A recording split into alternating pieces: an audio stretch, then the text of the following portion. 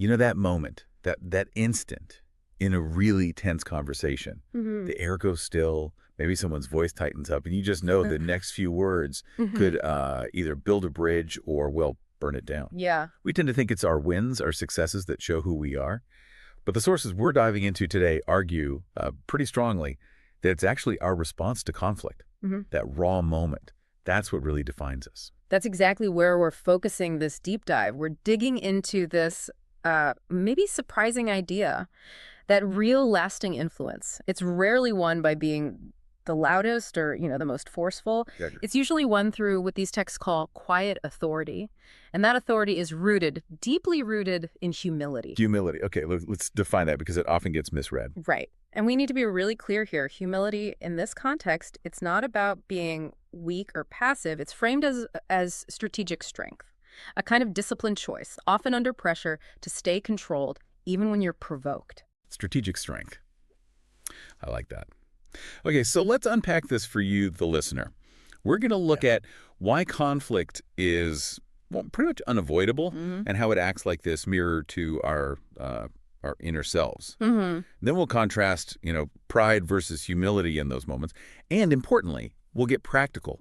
We're talking actionable frameworks, not just theory, for handling those tough conversations. And the stakes here, for you as someone listening, someone leading, they're really high. If you ignore this stuff, this humble engagement, your influence just kind of erodes, it chips away, loses trust behind. Yeah. But if you can master this quiet authority, you become that steady presence, the person people actually look to when things get chaotic. Right, the calm in the storm. So let's start with the arena conflict itself. Disagreement, friction. It's just part of being human, isn't it? It's inescapable. It doesn't matter where. Your workplace team, big company projects, even your closest friendships, friction happens. And sometimes, maybe counterintuitively, that friction isn't a bad sign. It can actually mean people are invested, they care. That's true. Healthy conflict can be productive. But our sources also give us this powerful lens on the destructive side of it. Okay. They trace it way back, actually, to what they describe as this fundamental human tendency, the impulse to point the finger instead of looking inward. The blame game. Exactly. The texts frame it as a kind of fracturing of relationships with God, with others, with ourselves, even with the world around us. It all stems from that initial break. So, okay, translating that theological idea, it sounds like destructive conflict often starts because we fail to hold ourselves accountable internally. Precisely. If you look at the sort of origin story presented, the moment a mistake happens, the immediate reaction is defensiveness, blame shifting. It wasn't me, it was you. Right. And that pattern, that's the blueprint for why trust just unravels today. Okay, this is where, for me, it gets really interesting. Conflict is a mirror. Ah. Because when we're challenged, right, or criticized, all the polite professional masks kind of vanish. They do. And what's underneath? Our default settings. They just pop out. Is it anger? Is it fear? Is it that disciplined self-control we talked about? Conflict shows who we are when things get tough. It's a powerful revelation, isn't it? It tests our patience, puts our humility under a microscope, challenges empathy, and it really shows our priorities. Like in that heated moment, what matters more? Winning the argument or, keeping the relationship intact. The tone we choose there, it's not just talking. It reflects our leadership, our character. So that mirror shows us a choice, a fork in the road. One path is, let's call it, pride's dominion. The other, humility's ascent. Pride often looks like strength, right? It's assertive, it takes charge. But these sources argue that humility, that quiet authority, is actually the more formidable long-term advantage. Let's acknowledge why pride is so tempting, though, especially for capable people. In the short run, it feels like control. It lets you assert yourself quickly. Sure. Feels decisive. But let's break down what pride's dominion really looks like. First, there's that relentless need to be right. An argument isn't about finding truth together. It's a battle. You have to win. You have to prove your point. Yeah, I recognize that one. And when that need feels threatened, then you get the second piece, defensiveness and blame. Instantly. The shields go up. Every criticism gets deflected. Every mistake rationalized. Fingers point everywhere else. And that blocks the one thing you absolutely need for resolution, taking some responsibility yourself. Exactly. If you're busy blaming, you can't start solving. Right. And the result, it's the erosion of influence. Pride might give you that initial burst of perceived strength, but it's like like a slow poison in relationships and teams. Hmm. It damages trust, breeds resentment. You might get compliance, short-term wins maybe, but you lose credibility. You lose followership. People obey, maybe, but they don't truly follow. Okay, so let's contrast that starkly with humility's ascent. Hmm. If pride starts with "I know best," humility starts somewhere different. It starts with openness to learning. A humble approach assumes, okay, I probably only have part of the picture here. So you go into the conversation with genuine curiosity. You actually want to understand their view, their feelings, what they really need underneath it all. Curiosity, not certainty. Right. And then the thing that really changes the dynamic is demonstrating vulnerability, which leads to personal accountability. The hard part. It can be, but a humble person can spot their role in the friction. They can actually say things like, you know what, I was wrong about that, or I'm sorry for how I handled that. And critically, they don't see that as failing. They see it as fixing. And that vulnerability, it's disarming, isn't it? Hugely. It often opens the door for the other person to admit their part, too. It breaks the defensive cycle. Which then allows for the final piece, actual collaboration and peacemaking.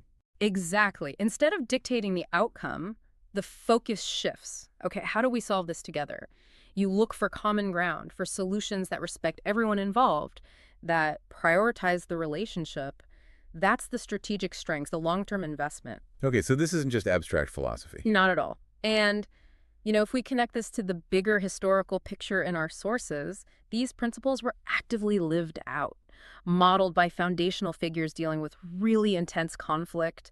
Their approaches are like timeless blueprints. So let's look at one. Paul's pastoral wisdom, especially dealing with what you call the Corinthian conundrum. This sounds like an early church case study in messy organizational dynamics. Oh, absolutely. Think major internal conflict, factions backing different leaders, believers actually suing each other in public courts, big fights over cultural stuff like eating certain foods. It was messy. Okay. And Paul's strategy wasn't just to issue edicts on every little thing. No. His main principle, his overriding goal, was unity. Unity in their shared identity. And he kept pointing to love as the more excellent way.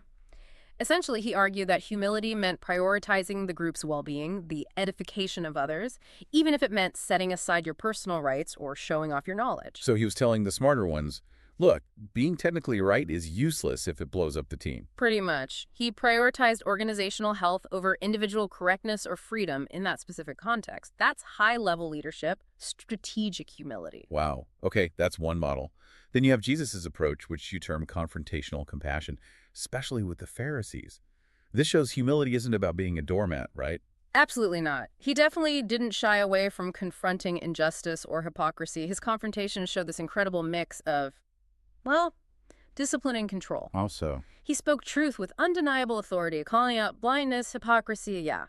But it wasn't just to win or tear down. The aim, you sense, was always rooted in something higher, a desire for restoration, for people to see. So he wasn't just scoring debate points. He was trying to break through their self-deception. Right. Like when he challenged their rigid rules, saying, the Sabbath was made for people, not the other way around.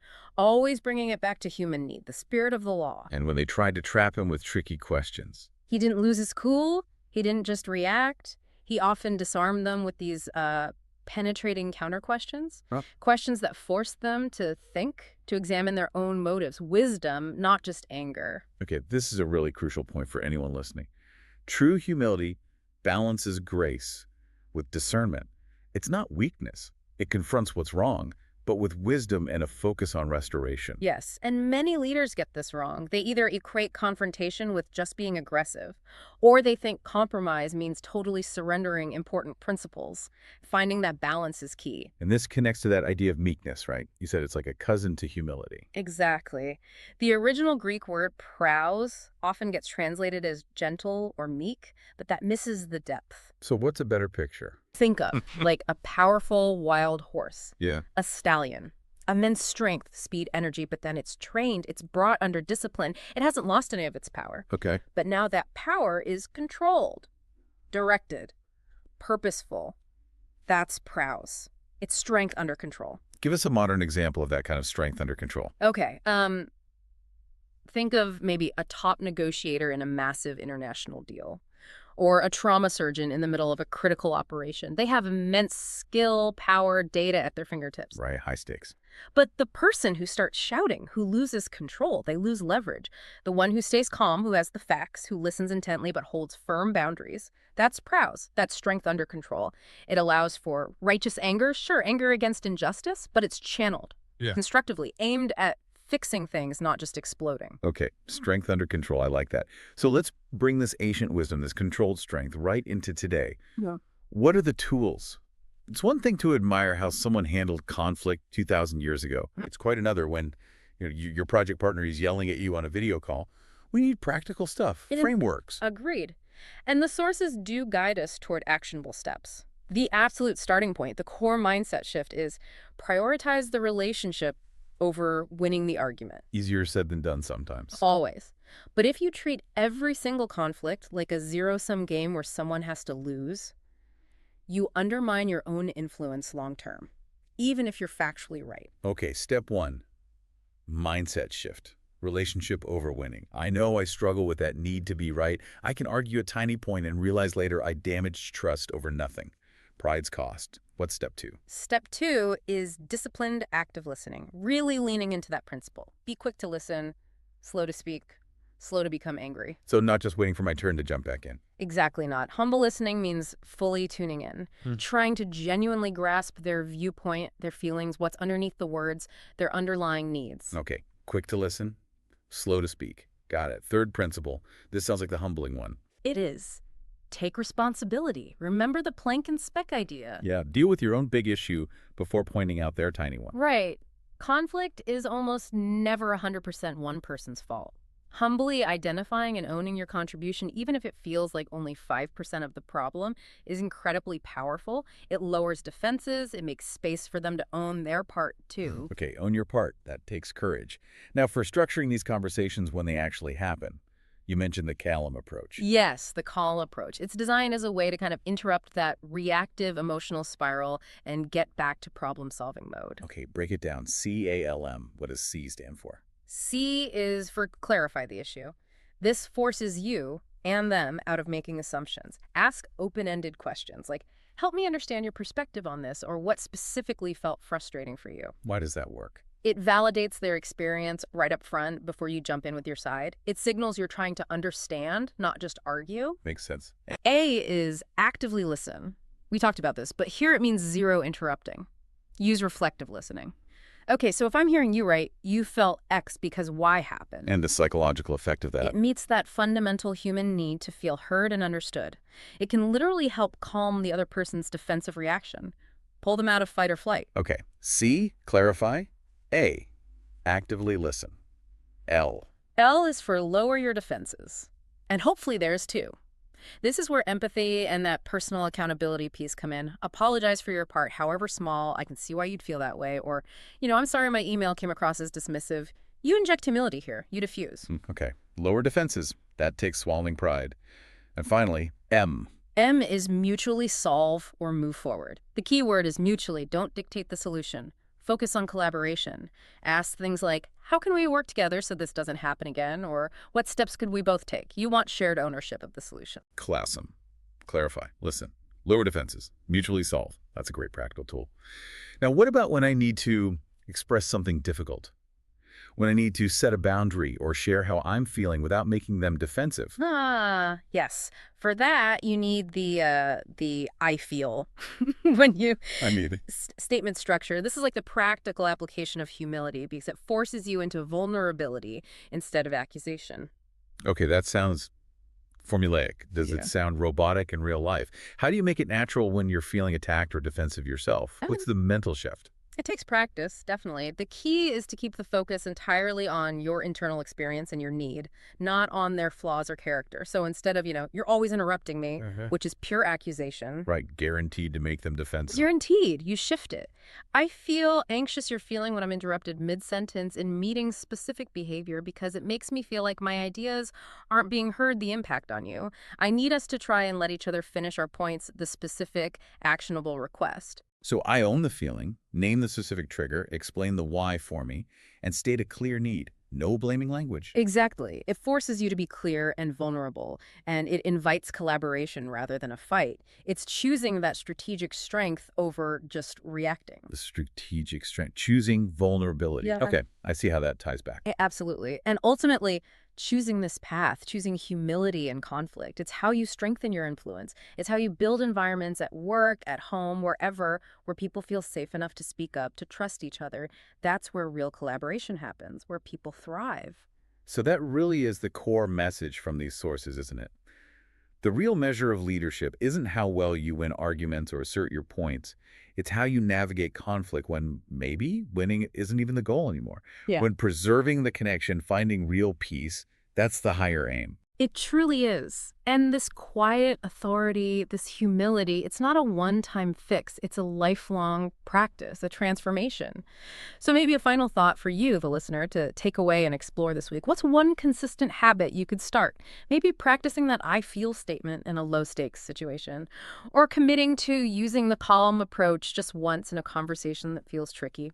What small step could you take starting today to begin reshaping how you handle conflict, to build a legacy remembered more for its humility, its quiet strength, than just its victories? That quiet authority, it's there for the taking, waiting for you to apply it this week.